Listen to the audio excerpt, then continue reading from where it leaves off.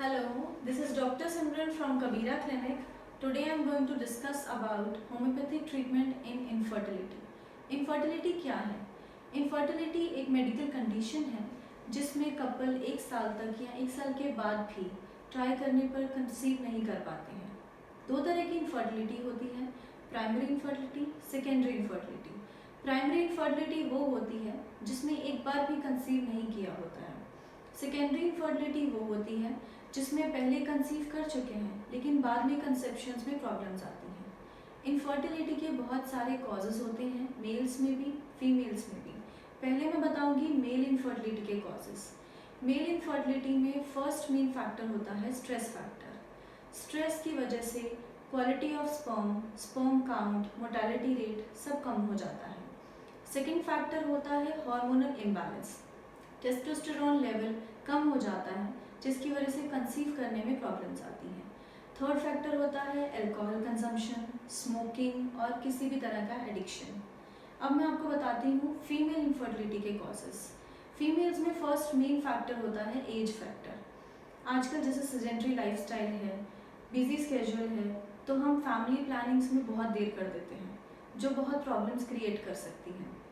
First, जब भी एक फीमेल की एज 35 या 40 ईयर्स के ऊपर चली जाती है तो उसके साथ उसके बाद में क्वालिटी ऑफ ओवम और एग वो सब कम हो जाती है, तो कंसीव करने में ज़्यादा प्रॉब्लम्स आती हैं।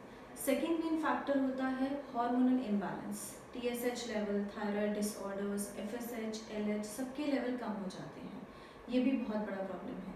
Stress factor main factor females में भी है। फिर high level of prolactin hormone, उसकी वजह से भी कंसीव करने में प्रॉब्लम्स आती हैं। अब मैं आपको बताती हूँ कि इन्वेस्टिगेशंस क्या हैं, हम कौन कौन से टेस्ट करवा सकते हैं इनफर्टिलिटी में। फीमेल्स के लिए USG अल्ट्रासोनोग्राफी कराई जाती है। सेकेंड टेस्ट होता है हार्मोनल एसे, जिसमें हम TSH level, FSH level, LH level etcetera ये सब चेक करते हैं। मेल इनफर्टिलिटी में सीमन एनालिसिस करवाया जाता है, उसमें हम चेक करते हैं quality of sperm, mortality rate, sperm count कितना है, उसके बेसिस पे ही ट्रीटमेंट होता है। Now I am going to tell you that how Kabira clinics is giving you best homeopathic treatment in infertility. Kabira clinics में पहले आपकी प्रॉपर केस हिस्ट्री ली जाती है। प्रॉपर केस हिस्ट्री में माइंड सिम्टम्स, आपके फिजिकल सिम्टम्स, आपके सिम्टम्स बेस्ड मेडिसिन आपको दी जाती है। रूट कॉज से ट्रीट किया जाता है because homeopathy is mainly based on root cause. और परमानेंट ट्रीटमेंट होता है, ये नेचुरल है, नॉन इन्वेजिव ट्रीटमेंट है and the most important thing is cost effective है। आप इतना परेशान हो गए हैं, आपको एलोपैथिक, आयुर्वेदिक कितने ट्रीटमेंट आप ले चुके हैं, बट मैं एक बार ज़रूर रिकमेंड करूँगी कि आप होम्योपैथिक ट्रीटमेंट लें, ये एक बार ट्राई ज़रूर करें। Kabira clinics is giving you best homeopathic treatment. At our clinic, we have treated so many infertility cases with high success rate in females and males as well.